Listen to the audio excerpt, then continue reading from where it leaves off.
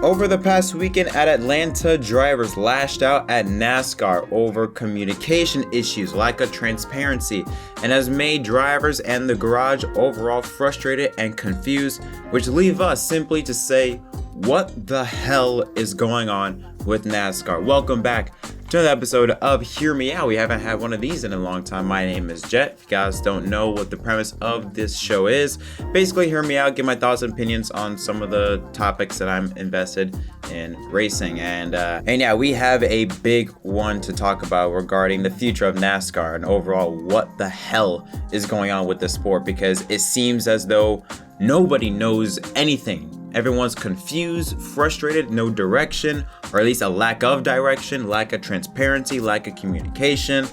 There's just overall just what is happening. If you guys don't know what I'm talking about, last weekend NASCAR race at Atlanta. This was coming off of the heels of the news that the track was going to be reconfigured and repaved. Keyword reconfigure is what got everybody, let's just say, not happy about the situation, or at least a lot of people not happy about the announcement. And a lot of drivers, a lot more than what many people thought, came out and visually showed their frustration towards the media about this announcement. At first, it was only just Denny Hamlin and Kyle Larson that really showed a little bit of the frustration with the change. But then on Sunday, we saw multiple drivers in the media bullpen give their thoughts on not only NASCAR and Atlanta, but also on the lack of communication and transparency with the safety enhancements and overall anything regarding the next gen car. Now, on my last video a couple days ago, the 30-minute one, I think I posted on Wednesday or Thursday, I talked about more on how drivers need input in terms of designing new tracks or their involvement in tracks. But with this video, it's going to be a little bit different, because I want to talk about the future and the direction that NASCAR is going, and how I'm actually kind of nervous and, well, low-key scared about the future of NASCAR, just a little bit. Now, what we're going to do is we're going to first play all of the videos from the media bullpen on Sunday. 6 drivers we're going to talk about: Kyle Busch, Brad Keselowski, William Byron, Denny Hamlin, Joe Logano, and Kevin Harvick. But yeah, we're going to list off and go through all the videos in its entirety, or at least all the main points. And then when we're done, we can talk about what we learned from drivers' comments and what we think about the future of NASCAR. So take a listen. Final Xfinity Series race on a real Atlanta racetrack, because the next one's just going to be a showpiece and it's going to be so that's my point. I went out there today and just driving around looking at it, and if they're going to narrow it up, what is it, 15 feet, whatever it is, that's the whole bottom groove. They're taking away the whole bottom groove, that whole first seam, that lane. We're not going to be able to run around here 3 wide, you know? You're going to be stuck at 2 wide. It's going to be as wide as Darlington. So, trying to run around here at 210 miles an hour, because if they don't put plates on it, you're going to be going way too fast. Just think about it. Everybody needs to just think. Ain't nobody thinking. So it's just narrowing a racetrack. All we've done at every single racetrack that we've gone to over the years is try to widen the racing groove, right? What do you think the PJ1 bull is for? To widen the racing groove. We go to Charlotte, we spray this PJ1 stuff in lane 2 and 3 to make it wider. We go to Texas, we spray it in lanes 2, 3, 4 at Texas to widen it. I mean, what are we doing? Now we're going to come here and run around here like Darlington? I just don't see it. And they want pack racing. You want pack racing 2 wide. Who's going to pass? Where are the lanes going to go? You know what I mean? Like, you're going to get to the straightaway and make it 3 wide and then try to blend back into 2 when you get to the corner? Simulation. Yeah, they've got it worked out. Why the disconnect right now between drivers and racetrack owners? Because they can do whatever the hell they want to do because nobody holds them accountable. They took Bristol and tore Bristol apart and turned Bristol actually into a pretty racy racetrack. All the drivers loved it, but of course they would argue that the fans don't. So there's a divide on that. There's a divide on pleasing the fans in the grandstands and putting on a show and what that show is. And there's videos on YouTube, Google it. I think Mark Martin shared it on his Twitter earlier this week, Tony Stewart. We're in the racing business. You know, we race cars. There's going to be times where a guy figures it out and he runs off. You know, that's racing. But they want to be in the entertainment business and put on crashes and fireballs and everything else. And I have been in a race that I haven't walked out of before, and that sucks. And then I missed 11 after that. You know, so I know what it's like to get hurt. I know what the opportunity presents itself, and coming to Atlanta with more banking, less racetrack to race does not sound appealing. It's all about the changes. Yeah, I mean, just the direction of where we're going. I guess we're all wondering, why more banking, right? Why, like, what are we trying to achieve? I think that's probably the question we're all asking and wondering right now.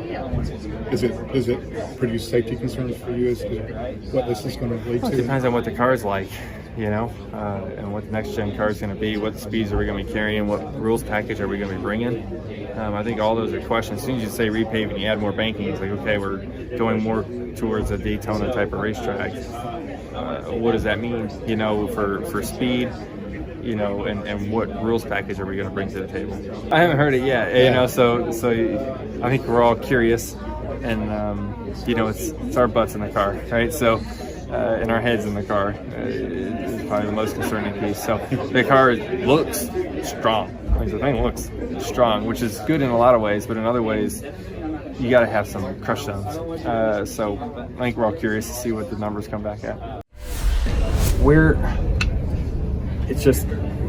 just got to stop with the novelties. Like, be what we're good at, and let's just do that.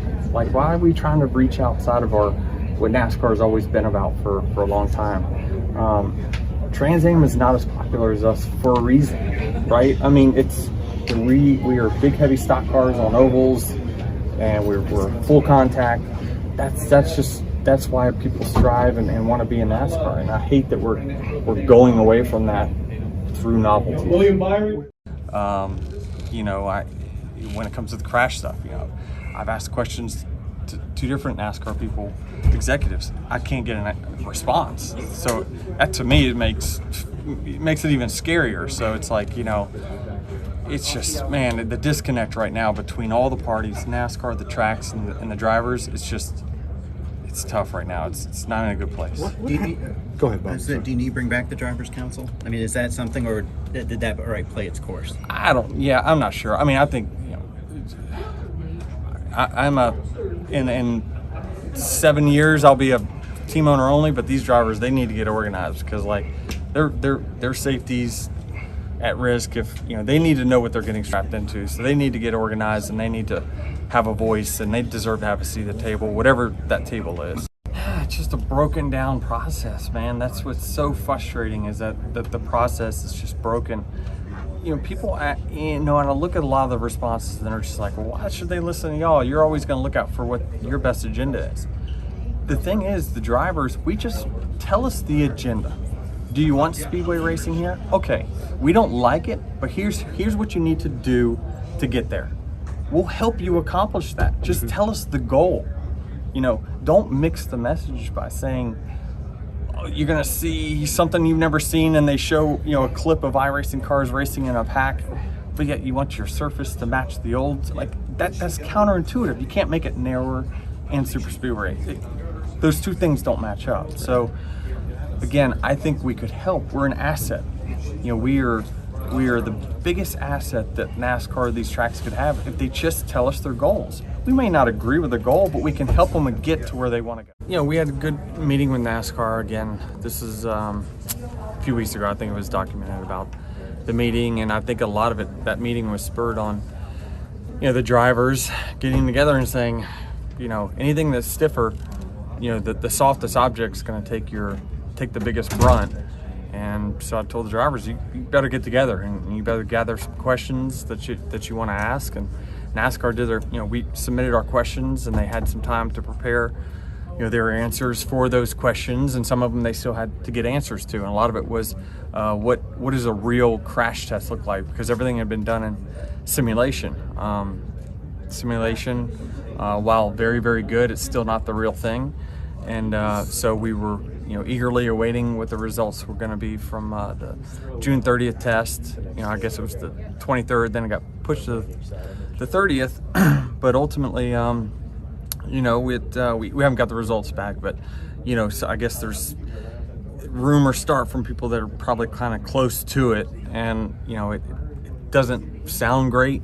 But again, there's no hard data, but I would assume if things went fantastic, we would have heard about it pretty soon.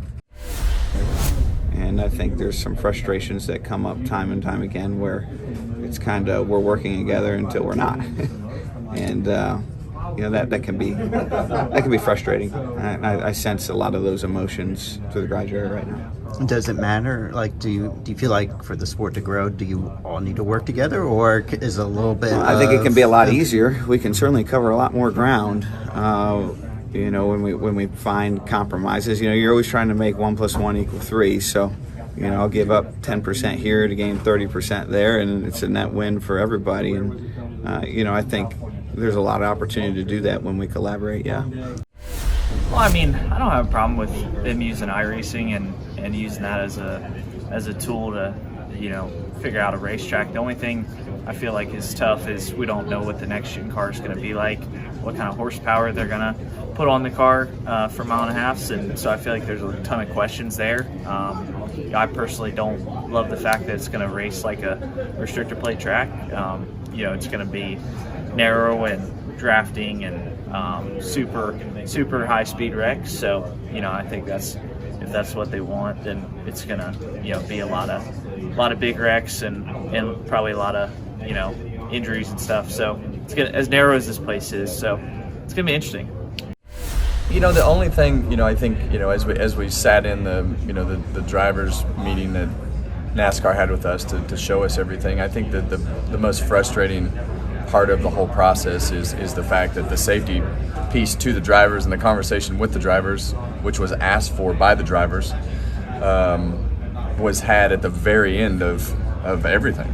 And I think as you look at that, I think it's just I think the guys driving the cars are owed at least the respect enough to at least be a part of the process of what's going on. But I think it's that and the racetrack, and I think everybody's a little bit frustrated with just how all that's been handled.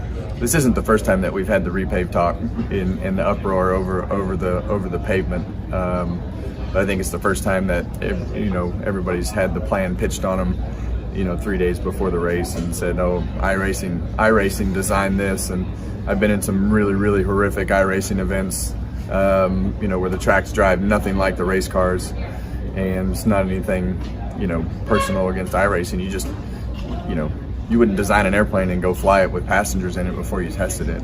And I think the input that comes with the knowledge of things that come with, the drivers and the way that the cars are and the things that happen are important. So, you can't have a bunch of suits designing a racetrack. So, I don't think that worked out well for Texas. I don't think it worked out well for Bristol. I don't think it worked out well for Kentucky. I don't think any of those were very good. So, I think if you just keep winging it and don't get the driver's input, you're just going to keep getting the same conclusion. Okay, so very few happy faces and a lot of, like I said, frustration, anger, and confusion by the drivers to NASCAR. And two things that I took away from those comments from those drivers. The two things I took away from it was a lack of communication and a lack of care. What I mean by that, like the lack of care and the lack of communication. The lack of care, it revolves around drivers, or revolves around NASCAR. I don't want to say not caring about the drivers, like they don't care about them. They do. But in terms of not caring about them and giving them a voice as to be a part of the future, at least a part of the future in terms of coming together on conclusions or coming together on ideas on what we should do and how to make the sport better. And a lack of communication because NASCAR not really telling them anything. We heard from Denny Hamlin. Drivers had to really come together and force NASCAR to say something because, according to Denny, whenever he would ask questions about it, he would get nothing from NASCAR. And the lack of care, going back to that lack of care, you have drivers like Kyle Busch explaining on how, or SMI, but really the track officials in NASCAR don't really care, don't really think about the drivers. I have Kevin Harvick also saying the same thing with the lack of transparency with the safety involvement with the next gen car. Keselowski talked about, overall the garage is really showing the mood of frustration with how NASCAR has been handling things and how drivers being involved of the process of coming up with ideas and solutions would help things a lot better, or at least make things run a lot smoother. Now, the part that surprised me a lot about those 6 drivers were the veterans. 5 of those 6 drivers have been in the sport for more than 10 years. Joe Logano, the least oldest, I guess, of the veterans, but he's been in the sport for more than 10 years. William Byron was really the only one that gave his opinion on certain things. The other drivers like Ryan Blaney, Alex Bowman, Chase Elliott, they gave an opinion, but they didn't give an opinion. Like, they gave an answer, but they were really centered with it. They weren't for it nor against it. They just was like, oh, it's going to be interesting. You know, the usual answer of, hey, I'm just saying something so I don't step on anybody's toes. But yeah, back on the drivers, this was kind of shocking to me because this is really the first time I've seen drivers collectively speak out against something by NASCAR, or at least collectively speak out negatively of NASCAR. Usually in the past, it's maybe 1, 2, or 3 drivers that you hear speak out. And for today's generation, more than likely it was Tony Stewart speaking out. Maybe back then it was Dale Earnhardt, but for our generation, it was mainly Stewart speaking out against NASCAR. But now you have Denny, Kevin, Kyle, Brad. Not really much Brad, but Brad, was also frustrated. Now a lot more drivers are venting to NASCAR, saying like, hey, this is a problem. What are we doing? What's going on? We're frustrated. We're angry. We're confused. We just want to know. We want to be in the loop of things. There was that comment on potentially maybe having a driver's council. I think that was suggested to Denny Hamlin. And while I do think it would be a good idea, I don't know if it's going to happen. Mainly because of a number of things. First of all, number one, it's going to take a lot of time in order to set a proper driver's council. Not like the one that NASCAR had for 3 or 4 years where they just brought in a couple of drivers to talk. I'm talking about a legitimate, official Drivers Association Council. NASCAR is one of, if not the only major sports organization that doesn't have a player/drivers council. The NFL, MLB, NHL, NBA, and MLS soccer, they all have a players association. NASCAR does not. And I think the reason why is because NASCAR really doesn't want a drivers council or drivers association. Yes, they made one, but it was very loose. It wasn't like an official one, like, for example, the NFL Players Association. There was even an article last February, by Nate Ryan and Denny Hamlin talking about a driver's council. Denny said, I remember former NASCAR CEO Brian France sitting us down and kind of giving us the whole, be very careful of antitrust here. There's contracts and this could get very illegal and blah, blah, blah. They did not want a driver's union for sure, and I still don't think they want a driver's union. Now, I don't know if people know about this, but back in 2014, when NASCAR was testing with the high downforce, high horsepower, or this high downforce and low downforce package that for 3 races in 2015, they ran at Indy and I think both Michigan races, they ran this high downforce package and it was awful. And NASCAR drivers showed their displeasure of it. So much so that NASCAR nearly had an official drivers association. This was from the same article. Denny said, I had every driver's signature on a document forming this whole thing except for one, and he was on his way. Just for archive purposes, I still have all of these drivers' signatures on this document that officially made us an association. Hamlin was the ringleader of organizing drivers during the 2014 season when NASCAR was directing new direction on its rules, high downforce versus low downforce. He successfully had recruited virtually the entire series when NASCAR called to sit down with him and Jeff Gordon. Now, the only reason why this never came about was mainly because of how much time it would take to set this one up. Because when you look at all the other leagues associations and their players association, they have attorneys, lawyers. They had to set this whole thing up. It took a long time, and it takes a lot from someone else's time in order for this to officially come about. I thought about it quite a bit and I realized what I really needed to focus on was like on track.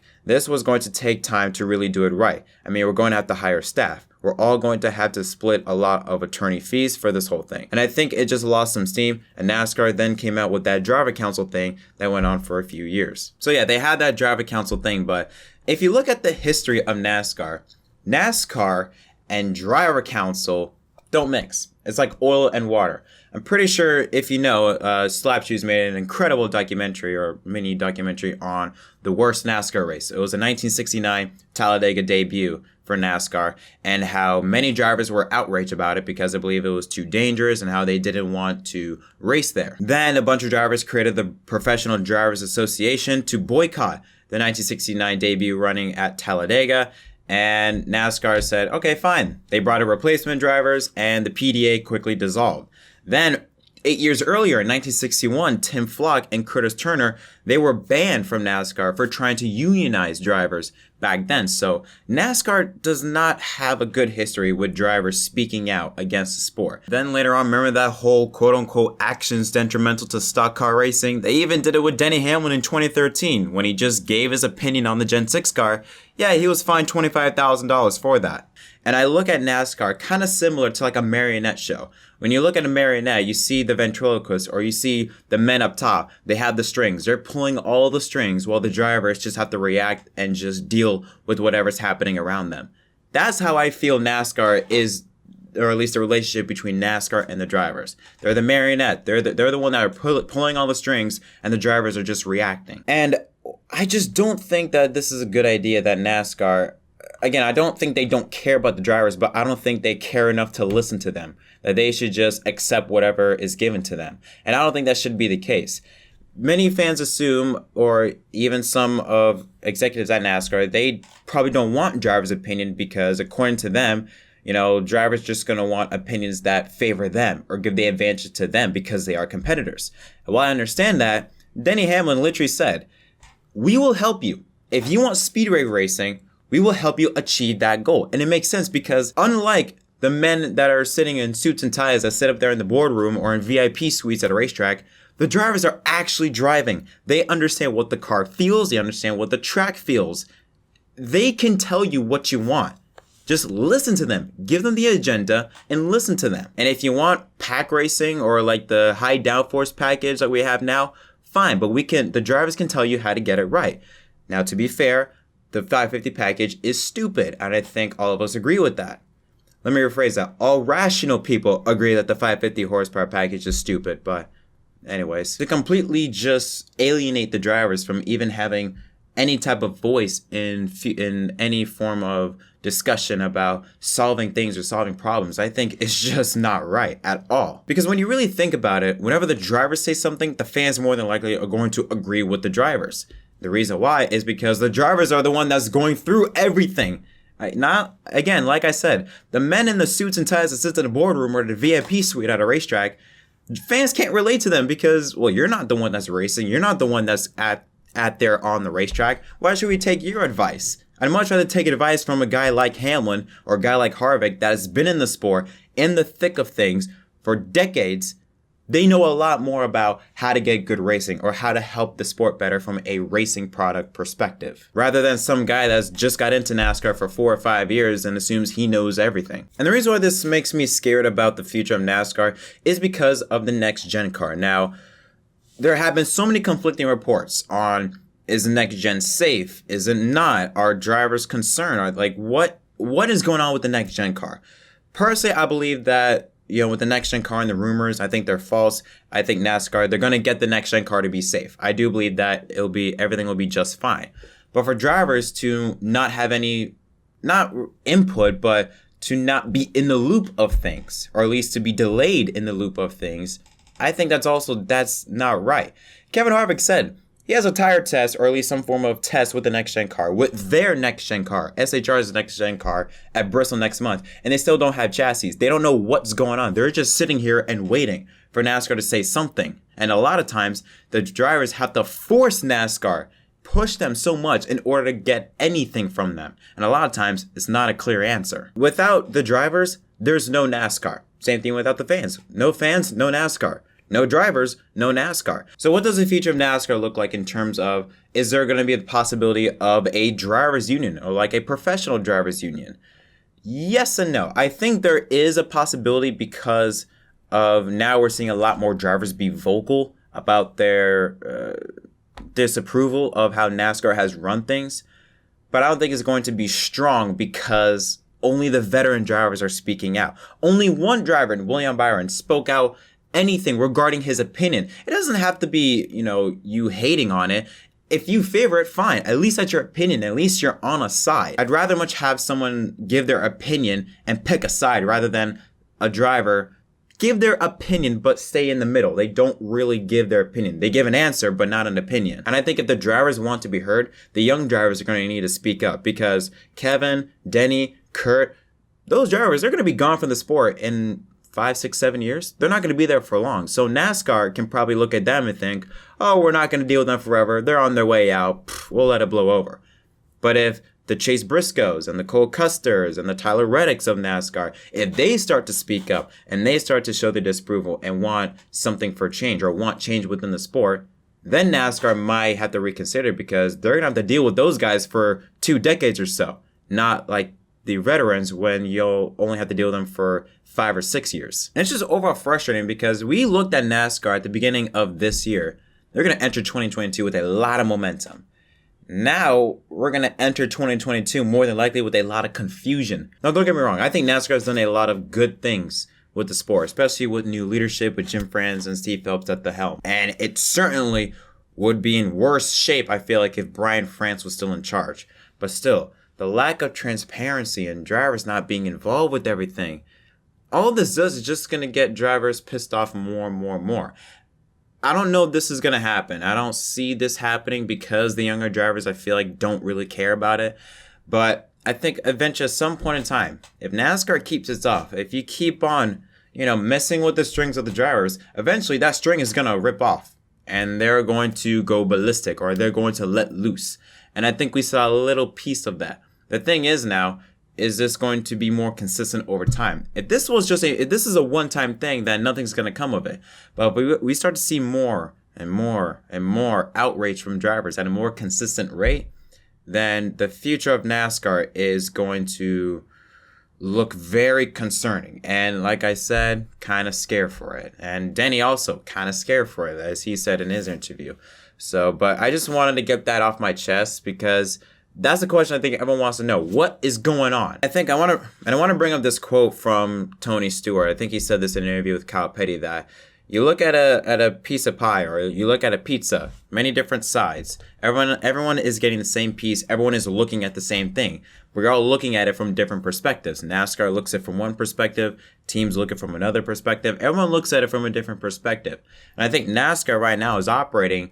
They're talking to the race teams with the RTA. They're talking to the track officials, but they're not talking to the drivers, or at least they're not, again, like I said, they're not keeping them in the loop, which should be the complete opposite. I think if anything, they should be one of the first people you go to, since they're the ones that are strapping in the cars. They're the ones that are putting their lives on the lines. I'm not even saying you have to keep the fans in the loop. I've seen people saying regarding the next gen crash test that post a video so that the fans can see, so that we can know. No, the fans don't need to see it, but the drivers do. The drivers need to see this. The drivers need to be in loop with everything that's going on with the next gen car in terms of safety and things like that. The fact that they are still not knowing when they're even going to get their cars is concerning. The fact that they don't know anything about with safety issues, that's concerning. The fact that they don't know, or the fact that whenever they ask a question to NASCAR, NASCAR doesn't answer them, or they give them an answer, but that's not very clear. Again, all concerning. You don't have to say anything to us, okay?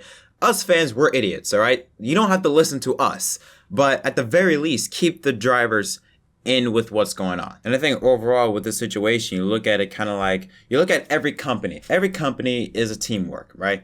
If a company does well, it's based on the teamwork from everyone involved in the industry. Drivers are the main ones in this industry. In fact, they should be number 2, I think, maybe. Obviously the executive's number 1. Drivers should be number 2. They should be right there in the thick of things. And if you're not getting their input and you're not really caring about that in terms of letting them be involved in things like that, you're just asking yourself for trouble. Not only both on the racetrack in terms of a bad racing product, but I think it's going to lead to trouble off the racetrack. Again, I don't think a drivers union is going to happen, because based on what I've seen, the young drivers, I don't think they're too scared of it, but I don't think they just want to deal with the drama. But if these older veterans, if they're still in this sport in a couple years, and NASCAR maybe, keeps on ignoring them, I think eventually they're just going to get sick and tired of it, and they're going to stand up and do something about it. And the last thing NASCAR needs is drivers getting angry and threatening to boycott. I don't think that's going to happen, but that's the last thing that NASCAR needs. I think I've said this plenty of times. I think it's very interesting to be a NASCAR fan at the moment, because there's a lot of things happening. I still say that now. It's very interesting being a NASCAR fan now, because there's a lot of things happening, but not in a bad way, but and just a confusing, not really frustrating, but just you don't know what's happening. You don't know what's going on. You don't know the direction. You don't know what things are being solved. You don't no one knows anything. It feels like nobody knows anything, and that's the problem. The fans should know nothing, but the drivers and crew, they should know stuff. And when they know nothing, well, then you got a problem on your hands. But anyways, I'm done ranting here. I don't want to keep on saying the same stuff over and over again, but that is my thoughts on what is going on with NASCAR.